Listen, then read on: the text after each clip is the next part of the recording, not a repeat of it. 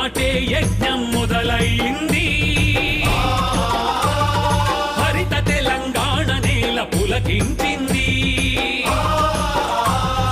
మొక్కలు నాటే యజ్ఞం మొదలైంది. హరిత తెలంగాణ నేల పులకించింది. ఆకుపచ్చ పొద్దు పొడిచి ఆకాశం మురిసేలా, మట్టి తల్లి నుదుటి మీద మొక్క బొట్టు మొలిచేలా,